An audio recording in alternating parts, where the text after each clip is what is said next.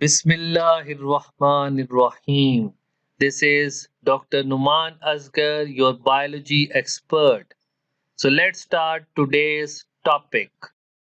Genetics, very important topic and article of MD CAT syllabus और बहुत important और technical MCQs इस unit से बनते हैं। तो इस यूनिट को अंडरस्टैंड करना बहुत ज़रूरी है और इसको समझने के लिए सबसे पहले ज़रूरी है कि हम कुछ टर्मिनोलॉजीज़ को अंडरस्टैंड करें।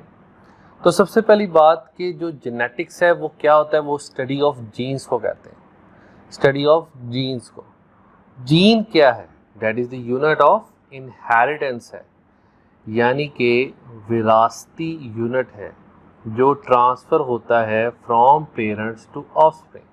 If we talk about inheritance, यानी कि जो पेरेंट्स से जो करेक्टर्स ट्रांसफ़र होते हैं टू द ऑफस्प्रिंग्स, और वो जो करेक्टर्स हैं उनको हम क्या कहते हैं? उनको हम जीन्स कहते हैं। तो that's why gene is the unit of inheritance. Now talk about the allele. For understanding the allele, let's draw the chromosome over here. So here you can see I am drawing the homologous pair of chromosome. This is one and this is the second one like this. अब इसके अंदर ये वो points हैं जहाँ पे मैं gene को शो करूँगा, डिफरेंट टाइप्स ऑफ जीन्स को, ठीक है। सो हियर जीन्स प्रेजेंट है। अब ये सपोज किसी भी करेक्टरिस्टिक से रिलेटेड ये जीन्स जो हैं ये यहाँ पे प्रेजेंट हैं लाइक दिस। अगर हम सपोज एल्बिनिज्म करेक्टर ले लें या जो भी है, ठीक है, तो वो जीन्स उससे रिलेटेड यहाँ पे प्रेजेंट है। अब ये जो मैंने यहाँ पे शो किया, that is showing the genes. अब ये जो मैंने ये शो किया है ये अलील्स हैं, ये भी अलील्स हैं, ये भी अलील्स हैं, ये भी अलील्स हैं। तो हम अलील को इस तरह कह सकते हैं, जो हम नॉर्मली यूज़ करते हैं वर्डिंग इसके लिए, partners of a gene pair. Gene pair के जो पार्टनर्स होते हैं उसे हम अलील कहते हैं। तो अलील्स को जैसे मैं यहाँ पे रिप्रेजेंट कर रहा हूँ, जैसे एक जीन है कोई भी, तो उसके लिए इस क्रोमोसोम में ये दो अलील्स हैं जिससे इसको रिप्रेजेंट किया जा रहा है, दो अलील्स हैं जिससे इसको रिप्रेजेंट किया जा रहा है। तो अब इसकी आगे फिर फर्दर टाइप्स हैं, लाइक ये जो है ये होमोजाइगस, यानी कि जो होमोजाइगस का मतलब जो सेम होती है, homozygous. This is heterozygous, heterozygous का मतलब जो डिफरेंट होंगी। And this is again homozygous, जो सेम है। अब इसमें डिफरेंस क्या है कि इसको कैपिटल से रिप्रेजेंट किया गया, इसका मतलब it is expressing itself in the next generation. तो ये होमोजाइगस डोमिनेंट है, this one. This is heterozygous dominant. ये जो डोमिनेंसी है, डोमिनेंट, ये जो डोमिनेंसी है ये शो कर रही है कि this is dominant over this one. इसने इसके ऊपर अपनी डोमिनेंसी शो की और अपने आप को एक्सप्रेस कर दी। ये एक्सप्रेस होगा, ये एक्सप्रेस नहीं होगा नेक्स्ट जनरेशन में, यानी कि ये करैक्टर आएगा नेक्स्ट जनरेशन में, ये करैक्टर अपीयर ही नहीं होगा। और this is homozygous recessive. Recessive का मतलब जो दब जाता है, जो अपीयर नहीं होता नेक्स्ट जनरेशन में, जो दब जाएगा, तो ये होमोजाइगस रिसेसिव है। तो अगर तो होमोलोगस पेयर के दोनों क्रोमोसोम पे रिसेसिव अलील होगी तो फिर वो करैक्टर जिससे रिलेटेड है तो उसकी रिसेसिव करैक्टर उसमें अपीयर होगा। ये हम आगे चल के इसको अंडरस्टैंड भी करेंगे, रिसेसिव करैक्टर अपीयर होगा, ठीक है। तो जैसे एल्बिनिज्म हम डिस्कस कर रहे थे कि एल्बिनिज्म एक रिसेसिव ट्रेट है। इसका मतलब जो पर्सन एल्बिनो होगा तो उसके अंदर ये जीनोटाइप, अभी ये भी मैं बताता हूँ, तो उसके अंदर ये एलील्स प्रेजेंट होंगी जो कि होमोजाइगस रिसेसिव होंगी।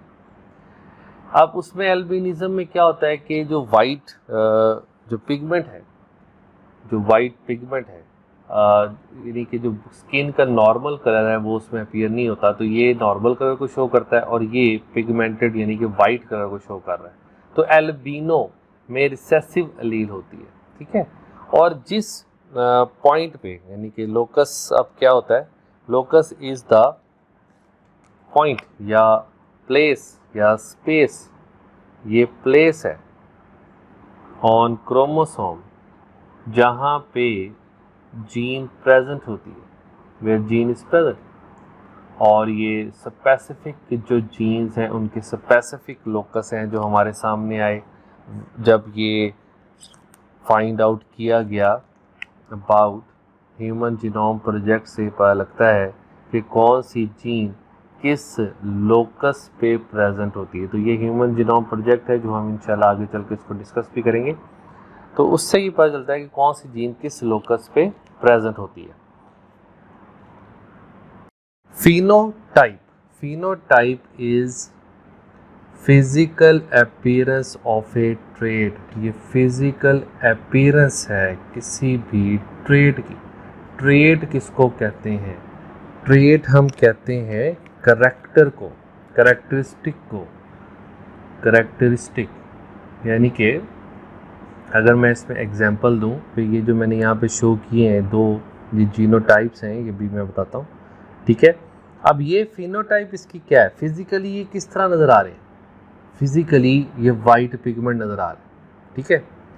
अब फिजिकली मैं कहूँगा कि दैट इज़ एल्बिनो, ये एल्बिनो है, यानी कि फिजिकली ये इसके अंदर जो वाइट पिगमेंट है वो प्रेजेंट है, एल्बिनो। या हम ये कहेंगे कि ये नॉर्मल है, ठीक है, समझ आ गई।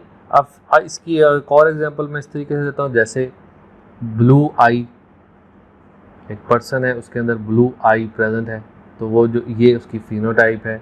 एक पर्सन है उसके अंदर उसके जो हेयर्स हैं वो ब्लैक हेयर हैं, तो ये उसकी फिनोटाइप है। अब जीनोटाइप क्या है? जीनोटाइप कहते हैं हम जेनेटिक कॉम्प्लीमेंट को, genetic complement of a trait.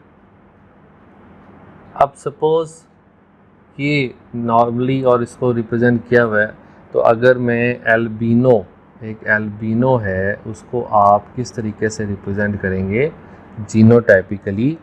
या तो आप उसको जो एल्बिनो है, एल्बिनो को आप किस तरह रिप्रेजेंट करेंगे? हम इस तरह रिप्रेजेंट करेंगे, ये उसकी जीनोटाइप हो जाएगी। और जो नॉर्मल होगा उसको रिप्रेजेंट किस तरीके से करेंगे? दो तरीके से करेंगे रिप्रेजेंट।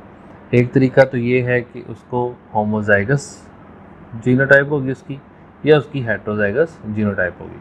तो जीनोटाइप जिससे एक ट्रेट को जेनेटिकली रिप्रेजेंट किया जा सकता है उसको हम जीनोटाइप कहते हैं, ठीक है। अब ये होमोजाइगस रिसेसिव जीनोटाइप है, ये हेट्रोजाइगस डोमिनेंट जीनोटाइप है जो यहाँ पे शो भी किया मैंने, ठीक है। तो ये स्पेलिंग में ठीक कर लूँ इसके, डोमिनेंट है ये, डोमिनेंट, ओके। तो ये हेट्रोजाइगस डोमिनेंट है, ये होमोजाइगस डोमिनेंट है।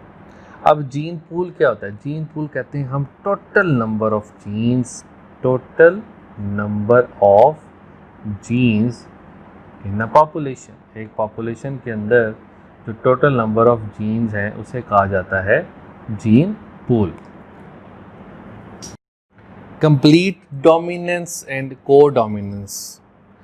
कंप्लीट डोमिनेंस हम कहते हैं जब एक अलील कंप्लीटली मास्क कर दे करैक्टर ऑफ द अदर अलील। इसमें मैं एग्जांपल लेता हूँ ब्लड ग्रुप्स की।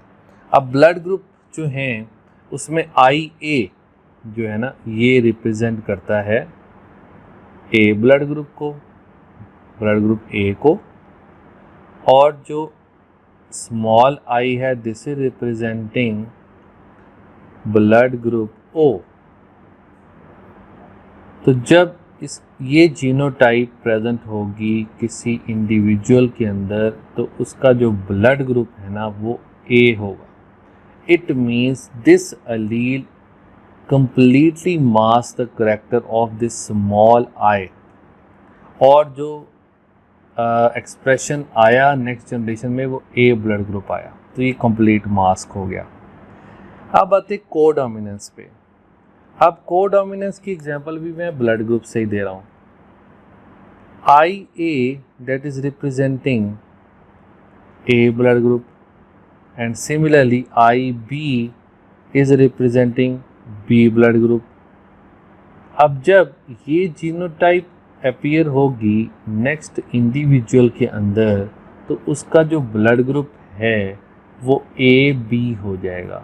इसका मतलब दोनों अलील्स ने अपने आप को एक्सप्रेस कर दिया नेक्स्ट जनरेशन में और किसी ने भी एक दूसरे को एक्सप्रेस मास्क नहीं किया, तो जिसकी वजह से जो ब्लड ग्रुप है उसके अंदर वो दोनों अपीयर हो जाएंगे, दोनों करैक्टर आ जाएंगे, इसलिए इसको कहते हैं कोडोमिनेंट। अब ये कुछ MCQs जो हैं वो आपके सामने अपीयर हो रहे हैं। Who is known as father of genetics? So in options में से obviously the best and the true जो ऑप्शन है that is Charlie Mendel. Mendel was the father of genetics. अब नेक्स्ट MCQ देखिएगा, organisms produced by asexual reproduction, उसको कहते हैं, इसमें ऑप्शंस आ रही क्लोन्स, ऑफस्प्रिंग, फैक्टर्स या both A and B. So obviously जो एसेक्सुअल रिप्रोडक्शन से ऑफस्प्रिंग आते हैं उसको हम क्लोन्स कहते हैं। नेक्स्ट यहाँ पे MCQ है कि अलील्स और अलीलोमॉर्फ्स, जैसे कि अलील्स का दूसरा नाम है अलीलोमॉर्फ्स, वो ऑक्यूपाई करते हैं same position of on homologous chromosome, same position on heterozygous chromosomes, different position on homologous chromosomes और different positions on heterozygous chromosomes। तो अभी हमने इसको डिस्कस भी किया और स्टडी भी किया है और देखा भी है आपने कि हमने जो क्रोमोसोम की डायग्राम को ड्रॉ किया था तब आपने ये देखा कि सेम पोजीशन पे होती हैं, जो लोकस होगा अलील्स का वो सेम होगा on the homologous chromosomes. So same position on homologous chromosomes, तो अलील्स जो होती हैं उनकी सेम पोजीशन होती है ऑन होमोलोगस क्रोमोसोम्स। नेक्स्ट जो आपके सामने यहाँ पे क्वेश्चन आ रहा है, डोमिनेंट अलील मींस, तो ये ऑप्शंस को गौर से स्टडी करें। An allele whose effect is masked by another allele, an allele that prevents the expression of the other allele, an allele without any effect, an allele which can not express in presence of other. So dominant allele हमने discuss किया, study किया कि वो अलील होती है जो दूसरी अलील को एक्सप्रेस नहीं होने देती, और इसलिए जो बीटा ऑप्शन है an allele that prevents the expression of the other allele, उसे डोमिनेंट अलील कहते हैं। ठीक है, अब इसके बाद जो नेक्स्ट MCQ आपके सामने यहाँ पे आ रहा है, the external appearance of an individual for any trait, उसको क्या कहते हैं? ऑब्वियसली अभी हमने स्टडी किया, उसको फिनोटाइप कहते हैं। इसी तरीके से genotype is genetic constitution of an organism, genetic constitution of somatic cell, genetic constitution of plastids, genetic constitution of germ cell. तो यहाँ पे जो आंसर बनता है वो है genetic constitution of an organism, उसे हम जीनोटाइप कहते हैं। अब यहाँ पे है एक question, which one of the following best describes a gene? A triplet of nucleotide bases, a specific length of DNA responsible for the inheritance and expression of the character, a specific length of single-stranded RNA, या both B and C। तो which one best describes a gene? So that is beta, a specific length of DNA responsible for the inheritance and expression of the character, उसे कहते हैं gene. Mendel's laws अब हमने discuss करने हैं, उसमें सबसे पहले लॉ ऑफ सेग्रीगेशन। सेग्रीगेशन हम कहते हैं सेपरेशन को। तो लॉ ऑफ सेग्रीगेशन स्टेट क्या करता है कि टू जो को एग्जिस्टिंग अलील्स हैं, ये टू को एग्जिस्टिंग जो अलील्स होती हैं वो सेग्रीगेट कर देंगी। सेग्रीगेट यानी कि सेपरेट हो जाएंगी। सेग्रीगेट का मतलब होता है सेपरेट। तो टू कोएग्जिस्टिंग अलील्स सेपरेट हो जाएंगी। कब सेपरेट हो जाएंगी? During gamete formation. जब गैमीट फॉर्मेशन होती है तो जो अलील्स हैं वो सेपरेट हो जाएंगे ड्यूरिंग गैमीट फॉर्मेशन। और उसके बाद वो बताता है लॉ ऑफ सेग्रीगेशन कि टू कोएग्जिस्टिंग अलील सेग्रीगेट हो गई ड्यूरिंग गैमीट फॉर्मेशन, बट ये जो अलील्स हैं, अलील जो हैं ये दोबारा से जुड़ जाएंगी, यूनाइट अगेन। कब जुड़ जाएंगी दोबारा से? जब फर्टिलाइजेशन होगी। तो ये बहुत इम्पॉर्टेंट है इसको अंडरस्टैंड करना, जब फर्टिलाइजेशन होगी। तो इसको मैं एक क्रॉस से रिप्रेजेंट करता हूँ जिसको हम मोनोहाइब्रिड क्रॉस कहते हैं। मोनोहाइब्रिड क्रॉस का मतलब है कि जिसमें एक करैक्टर का क्रॉस करवाया गया हो। Study of one character, study of one character, one trait जिसमें स्टडी की हो उसे मोनोहाइब्रिड क्रॉस कहते हैं। जैसे यहाँ पे अब मैं रिप्रेजेंट करने लगा हूँ, ये है फिनोटाइप, फिनोटाइप है, बल्कि उससे पहले मैं यहाँ पे एक ट्रेट रिप्रेजेंट करता हूँ कि ट्रेट है जी सीड शेप, ट्रेट है सीड शेप। फिनोटाइप उसकी दो हैं, राउंड सीड है एक, और एक है रिंकल्ड सीड। एक राउंड सीड है और एक है रिंकल्ड सीड। ठीक है, अब करैक्टर एक ही है जिसको हम स्टडी कर रहे हैं। अब आते हैं इसकी जीनोटाइप। ठीक है, और फिर उस जीनोटाइप से जिससे हम फिर शो करेंगे कि गैमीट फॉर्मेशन कैसे होती है। अब ये जीनोटाइप शो कर रहा हूं मैं, दिस वन, और इसकी जीनोटाइप है दिस वन। तो ये बहुत जरूरी है, इसको देखिएगा। This is representing the round seed, this is representing the wrinkle seed. अब जितने भी, अब एक बहुत इंपॉर्टेंट बात यहाँ पे कि जितने भी करैक्टर्स जो मेंडल ने स्टडी किए, they all were true breeding varieties. True breeding varieties ऐसी वैरायटीज होती हैं जो अपने जैसे ही ऑर्गेनिजम्स को, ऑफस्प्रिंग्स को प्रोड्यूस करती हैं, अपने जैसी ऑफस्प्रिंग प्रोड्यूस करेंगे। ठीक है, जैसे अगर मैं बात करूँ यहाँ पे कि जो राउंड सीड है, ठीक है, उसका क्रॉस जब राउंड सीड से ही करवाया जाएगा तो वो अपने जैसे ही राउंड सीड जो है उसको प्रोड्यूस करेंगे। तो ये ट्रू ब्रीडिंग वैरायटी है जो अपने जैसे ही ऑर्गेनिजम्स को प्रोड्यूस करते हैं। तो ये जीनोटाइप अब आपके सामने आ गई, ये सारे ट्रू ब्रीडिंग वैरायटीज होंगे। अब यहाँ पे गैमीट सब बनेंगे। अब ये दो कोएग्जिस्टिंग एलील्स हैं, ये जब गैमीट बनेगा तो ये सेपरेट हो जाएंगी लाइक दिस वन, ये सेपरेट हो गई लाइक दिस वन। तो ये आपने देखा, ये सेपरेशन है इनकी। इसी तरीके से ये एलील्स भी सेपरेट हो जाएंगी, और जो गैमीट्स हैं उनको हमेशा एनसर्कल कर देते हैं इन द क्रॉस। जो क्रॉस हम बना रहे हैं तो इसमें इनसर्कल कर देते हैं। तो अब ये क्योंकि सेम एलील्स हैं इसलिए इनको रिप्रेजेंट करेंगे हम इस तरीके से कि ये एक gamete and this one is the second gamete. अब इसको जब फर्टिलाइजेशन होगी, अब यहाँ पे मैं I am showing the fertilisation, तो जब फर्टिलाइजेशन होगी तो ये जो गैमीट्स हैं ये फिर से यूनाइट कर जाएंगी लाइक दिस वन।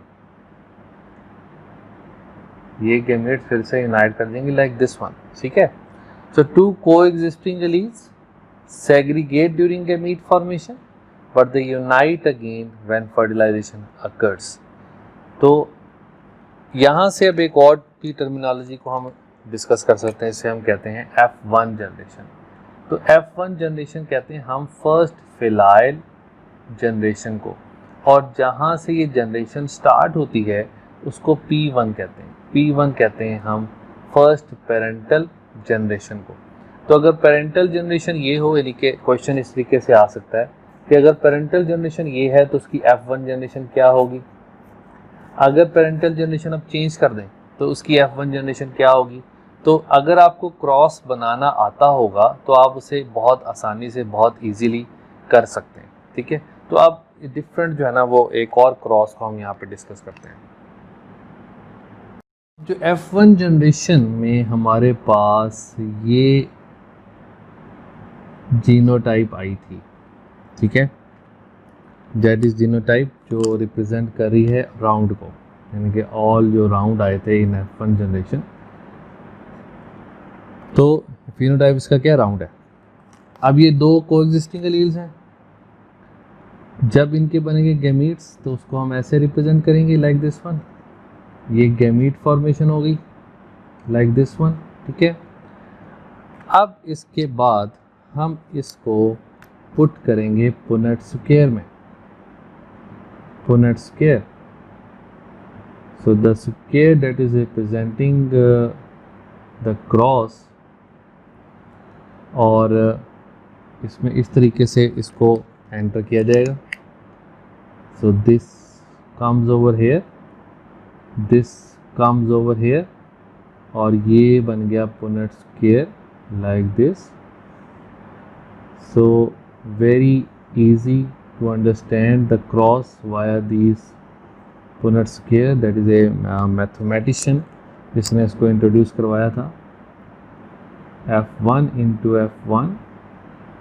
और आप देखिएगा ये R जब इस R से मिला तो that one, this R with this R, this R with this R। और याद रखना है कि हम डोमिनेंट को हमेशा पहले लिखते हैं, तो that is obviously homozygous round, that is heterozygous round, that is also heterozygous round, and that is homozygous recessive, homozygous wrinkled, wrinkled कर लें हम इसे wrinkled। तो यहाँ पे दो तरह की अब रेशोज जो हैं वो डिस्कस की जाती हैं। एक होती है फिनोटाइपिक रेशो, जो फिनोटाइपिक रेशो है वो शो करेगी कि 3 राउंड हैं और 1 रिंकल्ड है, और जीनोटाइपिक जो रेशो है वो शो करेगी कि 1 होमोजाइगस राउंड है, 2 हेट्रोजाइगस राउंड हैं और 1 होमोजाइगस रिसेसिव है। तो ये जो फिनोटाइपिक रेशो आती है लॉ ऑफ सेग्रीगेशन में, ये बहुत इंपॉर्टेंट है, इसे याद रखना। इसे याद रखेंगे तो हम किसी भी क्रॉस को की रेशो जो है वो इस तरीके से निकाल सकते हैं, ठीक है। ये मैं अब आपको आगे चल के डिस्कस करेंगे हम, ठीक है।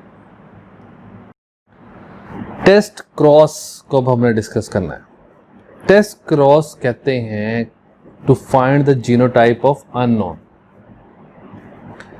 जो ऑफस्प्रिंग प्रेजेंट है उसकी जीनोटाइप की इंफॉर्मेशन नहीं है, तो अब हमने उसकी जीनोटाइप को फाइंड आउट करना है। तो उसको फाइंड आउट करने के लिए, आपको अंडरस्टैंड करवाने के लिए हम नॉन जीनोटाइप से इसको लेके चलेंगे, फिर जो रेशो हमारे पास आएगी उससे हम फाइंड आउट कर सकते हैं कि इसका जो जीनोटाइप है वो क्या होगा। अब जैसे सपोज यहाँ पे मैं रिप्रेजेंट करता हूँ टॉल, जो ट्रेट है, ट्रेट इज़ द टॉलनेस, और उसमें रिप्रेजेंट करता हूँ मैं, ये अननोन है जो हम यहाँ पे नॉन डिस्कस करेंगे ताकि हम उसे बहुत आसानी से अंडरस्टैंड कर सकें, like this and like this. तो ये हम सपोज कर रहे हैं कि जो अननोन है वो इनमें से कोई एक है जो अननोन है, और ये बहुत इम्पॉर्टेंट है याद रखना कि हमेशा जो अननोन है, ये बहुत इम्पॉर्टेंट है कि अननोन जो जीनोटाइप है उसका जो क्रॉस करवाना है ना वो होमोजाइगस रिसेसिव के साथ करवाना है, होमोजाइगस रिसेसिव। तो अगर इसको मैं इस तरीके से भी लिख दूं होमोजाइगस रिसेसिव का मतलब ये कि P1 जो जनरेशन में रिसेसिव था ना, जो अभी डिस्कस किया हमने लास्ट, तो जो P1 का रिसेसिव होगा उसके साथ हमने इसको क्रॉस करवाना है, रिसेसिव के साथ। तो first one is this one. अब इसका जब क्रॉस करवाया जाएगा तो अब मैं वो सेपरेट हम गैमीट्स की तरफ नहीं जाएंगे कि गैमीट्स सेपरेट नहीं दिखाएंगे, मैं डायरेक्ट पुनर्ट स्केयर को शो करूंगा ताकि हम इसको अंडरस्टैंड कर सकें। नो दिस, ये अननोन था जिसका इसके साथ क्रॉस हुआ होमोजाइगस रिसेसिव के साथ। अब इसमें ये गैमीट्स बन गए, इसको मैंने पुनर्ट स्केयर पे पुट कर दिया लाइक दिस वन। ये पुनर्ट स्केयर है और इसको जब हम लिखेंगे तो ये इस तरीके से आ जाएगा। अब ये क्या शो कर रहा है, इसकी रेशो क्या आएगी कि ये आएगी 4:0। इसको 1:0 भी लिख सकते हैं।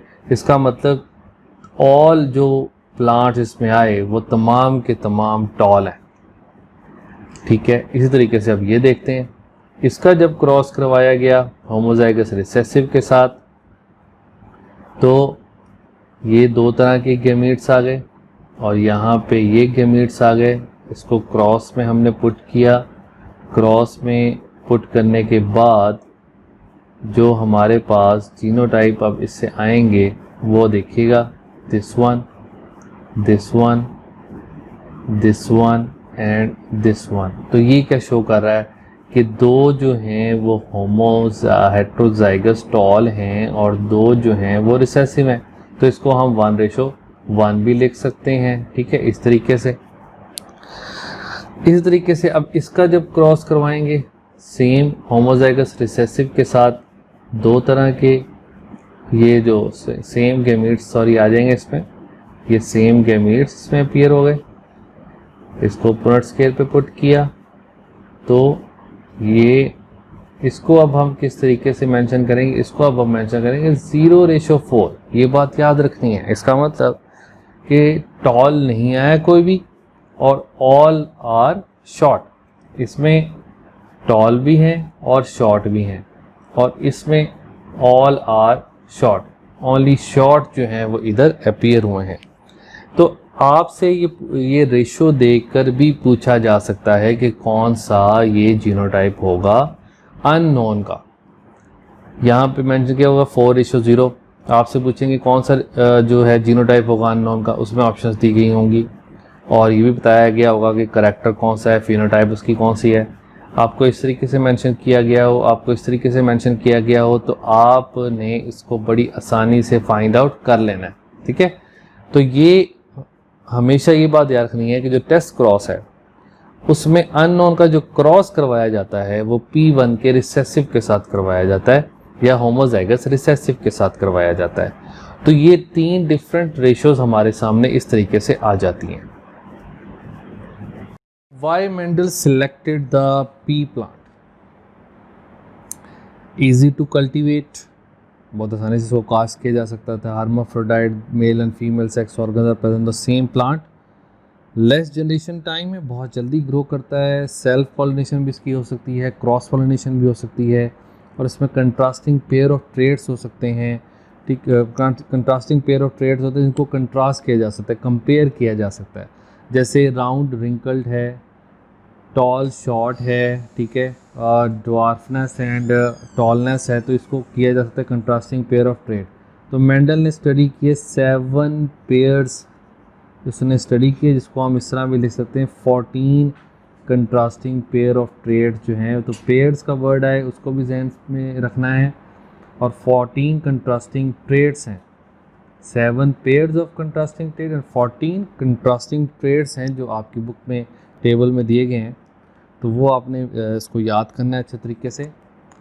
तो मेंडल ने जो अपनी interpretation the after this law of segregation और पी प्लांट पे अपनी वर्किंग करने के बाद, तो उसने नाम दिया जीन्स को उसने नाम दिया, उसने एलिमेंटन कहा, उसने कहा ये एलिमेंटन है जो इनहेरिटेंस में रोल प्ले करते हैं। और उसके बाद जॉनसन ने इस एलिमेंटन को फिर जीन का नाम दिया था। ठीक है, तो ये उसकी इंटरप्रिटेशन थी मेंडल की कि जो जब क्रॉस होता है तो उसके बाद जो रिप्रेजेंटेशन होती है, जो एक्सप्रेशन आता है टेस्ट क्रॉस के बाद, उसको फाइंड आउट हुआ कि basically that is the representation of that specific gene, कि कौन सी जीन प्रेजेंट होती है एक इंडिविजुअल के अंदर, कि जब उसका क्रॉस डिफरेंट इंडिविजुअल के साथ करवाया जाता है तो उसमें फिर कौन जो करेक्टर अपीयर होता है, that is all depending upon the parental genes. तो जीन्स ट्रांसफ़र हो रही हैं from parents to the offspring, जिसको उसने नाम दिया एलिमेंटन का, या उसने नाम दिया फैक्टर्स का नाम दिया। वो फैक्टर इनहेरिटेंस करते हैं। फिर जॉनसन ने उसको जो है ना, इन फैक्टर्स को, इस एलिमेंटन को जीन का नाम दिया था। Thank you very much and Allah Hafiz.